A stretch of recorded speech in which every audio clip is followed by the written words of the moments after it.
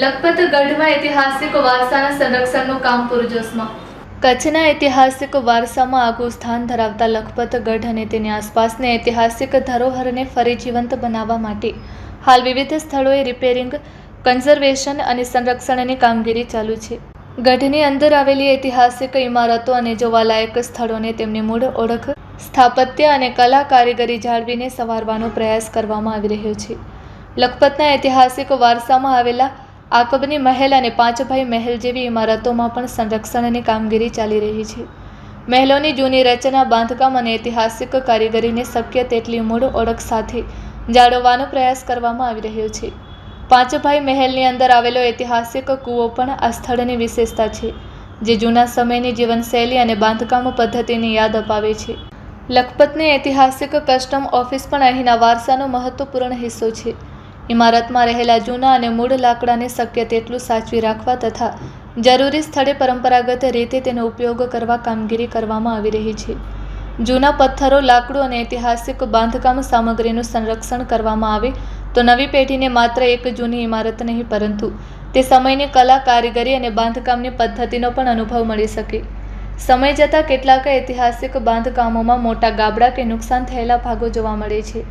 આવા સ્થળોએ બાંધકામની સલામતી અને મજબૂતી જાળવવા માટે જરૂરી ટેકનિકલ પદ્ધતિથી સ્ટીલ પ્લેટ વગેરે દ્વારા મજબૂતીકરણનું કામ પણ કરવામાં આવી રહ્યું છે। આ કામગીરીનો મુખ્ય હેતુ જૂની ઐતિહાસિક રચનાને દૂર કરીને નવી ઇમારતો ઊભી કરવાનો નહીં, પરંતુ મૂળ વારસાને શક્ય તેટલું સાચવીને તેને લાંબા સમય સુધી સુરક્ષિત રાખવાનો છે। લખપત ગઢ ઉપરાંત અહીં આવેલી વિવિધ જોવાલાયક ઐતિહાસિક જગ્યાઓ, જૂની ઇમારતો અને વારસાગત રચનાઓમાં રિપેરિંગ તથા કન્ઝર્વેશનનું કામ ચાલુ છે। આ કામગીરી પૂર્ણ થયા બાદ પ્રવાસીઓને એક જ સ્થળે ગઢની કિલ્લેબંધી, જૂના મહેલો, ઐતિહાસિક કૂવો, કસ્ટમ ઓફિસ, ધાર્મિક સ્થળો તથા કચ્છની પ્રાચીન કલા કારીગરીનો અનુભવ મળી શકશે। ઐતિહાસિક ગઢ અને તેની આસપાસ કરવામાં આવેલું સુંદર લાઇટિંગ રાત્રિના સમયે લખપતના વારસાને વધુ આકર્ષક બનાવે છે। દૂરથી પણ ઝળહળતો ગઢ પ્રવાસીઓ માટે રાત્રિના સમયે પણ વિશેષ આકર્ષણનું કેન્દ્ર બની રહ્યું છે। લખપતનો આ ઐતિહાસિક વારસો માત્ર પથ્થર અને ઇમારતો નથી, પરંતુ કચ્છના ભવ્ય ભૂતકાળની જીવંત ઓળખ છે। તેનું સંરક્ષણ કરીને નવી પેઢી સુધી પહોંચાડવાનું કાર્ય ઐતિહાસિક અને પ્રવાસન બંને દ્રષ્ટિએ મહત્વપૂર્ણ છે। Report by Adam Notiyar, Kutch care TV news bureau chief, Lakhpat taluka. હવે જેમ કે તમે જોઈ શકો છો, જે પહેલાં જે સમયે ડિઝાઇન હતી એ જ સમયે સેમ અમે અત્યારે એઝ ટેસ્ટ કરી દીધેલ છે। અમે જે જૂનવાણી હોય એ જ પદ્ધતિને લઈને હાલીએ છીએ અને સેમ એઝ ટેસ્ટ જ ડિઝાઇન કે જે કાંઈ પણ હોય છે એ સેમ બિલ્ડિંગ પ્રમાણે જ બનાવીએ છીએ। અત્યારે આપણે સવારની હેરિટેજ કંપની દ્વારા અત્યારે આપણે અહીંયા ઊભા છીએ। આપણે આ અકબરની મહેલ, અકબરની મહેલની અંદર 3 ભાઈ હતા ને, 5 ભાઈ હતા અને પાંચે 5 ભાઈનો સેમ ટુ સેમ એવા જ મકાનો અહીંયા બનાવેલા છે। હવે એનું આ heritage company, Shivani heritage company આવી જ એવી રીતે બનાવશે। અત્યારે તમે જોઈ શકશો આ મહેલ ટોટલિંગ પહેલાં કેમેરામેન જરાક બધી અકબરની મહેલની બધી વસ્તુ બતાવજો અત્યારે, કારણ કે આ નવી જે બની જશે ત્યારે જોવા જેવી થશે। તો અત્યારે આ 5 કમરાની બધી લઈ આવો।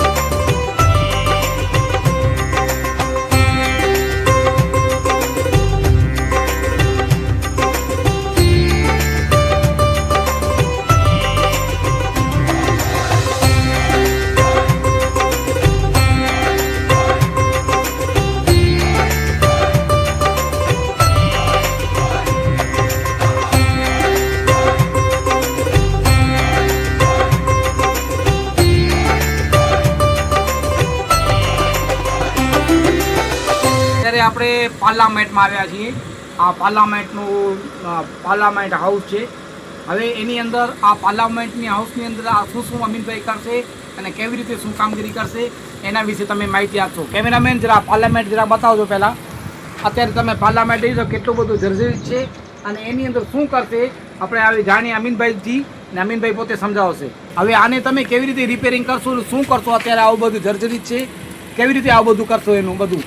જે જર્જરી જે હું અમીનભાઈ Sumra Savani heritage conservation private લિમિટેડમાં પ્રોજેક્ટનો સાઇડ ઇન્ચાર્જ છું.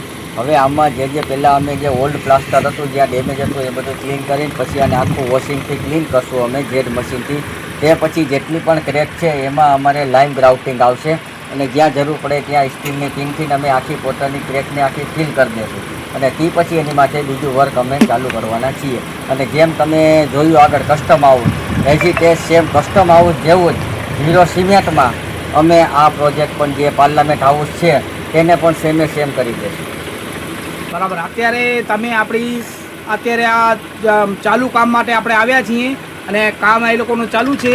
બની જશે એકદમ જૂનામાં જૂનું ઐતિહાસિક લખપતનું જે પાર્લામેન્ટ કેવું હતું એવું જેવું જ પાર્લામેન્ટ આપણાને અહીંયા બનાવી દેશે. તો અત્યારે આપણે અમીનભાઈનું કાર્ય તમે જોયું અને હવે બની જશે ત્યારે એનું કામ આપણે અહીંયા નિરીક્ષણ કરવા માટે સાથે આવીશું.